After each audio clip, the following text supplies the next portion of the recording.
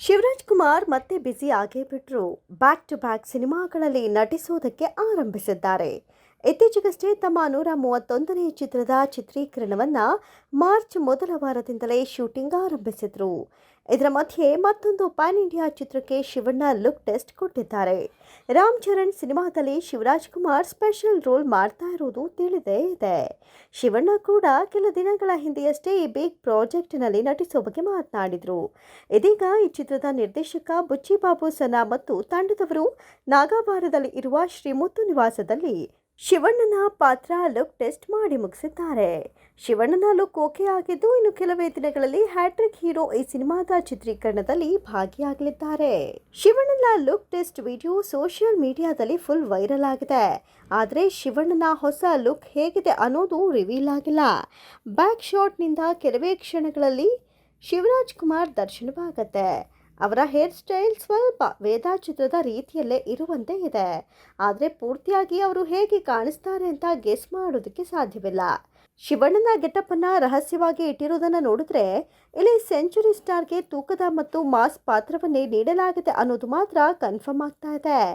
ಪಾತ್ರ ಯಾವುದೇ ಆದರೂ ಪಾಸಿಟಿವ್ ಆಗಿರಲಿದೆ ಮತ್ತು ಆ ಪಾತ್ರಕ್ಕೆ ಹೀರೋ ಇಮೇಜ್ ಇರಲಿದೆ.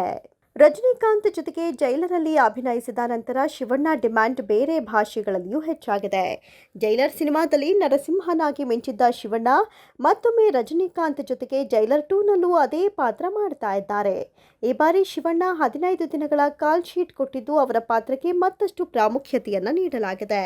ಇದೀಗ ಜೈಲರ್ 2ಗೂ ಮೊದಲು ರಾಮ್ ಚರಣ್ ಸಿನಿಮಾದಲ್ಲಿ ಸೆಂಚುರಿ ಸ್ಟಾರ್ ಯಾವ ರೀತಿ ಪಾತ್ರ ಮಾಡಬಹುದು ಅಂತ ಅಭಿಮಾನಿ ದೇವರುಗಳು ಕಾಯ್ತಾ ಇದ್ದಾರೆ. RC16 ಚಿತ್ರದಲ್ಲಿ ಶಿವಣ್ಣಗೆ ಸಖತ್ ಪಾತ್ರವೇ ಇರಲಿದ್ದು, ಫಸ್ಟ್ ಲುಕ್ ಕಂಡು ನಿರ್ದೇಶಕರು ಥ್ರಿಲ್ ಆಗಿದ್ದಾರೆ. ಮೊದಲ ಬಾರಿಗೆ ರಾಮ್ ಚರಣ್ ಮತ್ತು ಶಿವಣ್ಣ ಒಟ್ಟಿಗೆ ತೆರೆ ಹಂಚಿಕೊಳ್ತಾ ಇದ್ದು, ಅತಿ ಶೀಘ್ರದಲ್ಲೇ ಶಿವಣ್ಣ ಶೂಟಿಂಗ್ ಸೆಟ್ಗೆ ಎಂಟ್ರಿ ಕೊಡಲಿದ್ದಾರೆ. RC16 ಸಿನಿಮಾಗೆ ಮೊದಲ ಹಂತದ ಚಿತ್ರೀಕರಣವು 2024ರ ನವೆಂಬರ್ನಲ್ಲಿ ಮೈಸೂರಿನಲ್ಲಿ ನಡೆದಿತ್ತು. ಇತ್ತೀಚೆಗಷ್ಟೇ ಹೈದರಾಬಾದ್ನಲ್ಲಿ ಮತ್ತೊಂದು ಹಂತದ ಶೂಟಿಂಗ್ ಅನ್ನ ಚಿತ್ರತಂಡ ಮುಗಿಸಿದೆ. ಈ ಸಿನಿಮಾದಲ್ಲಿ ನಾಯಕಿಯಾಗಿ ಜಾಹ್ನವಿ ಕಪೂರ್ ನಟಿಸಲಿದ್ದು, ಜಗಪತಿ ಬಾಬು ಕೂಡ ಈ ಸಿನಿಮಾದಲ್ಲಿ ನಟಿಸ್ತಾ ಇದ್ದಾರೆ.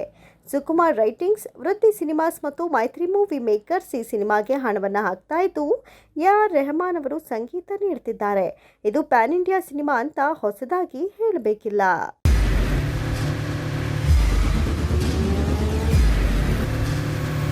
ಪ್ರಜಾಮಾರ್ಗ ನ್ಯೂಸ್, ಇದು ಜನಸಾಮಾನ್ಯರ ಧ್ವನಿ. ನಮಸ್ಕಾರ.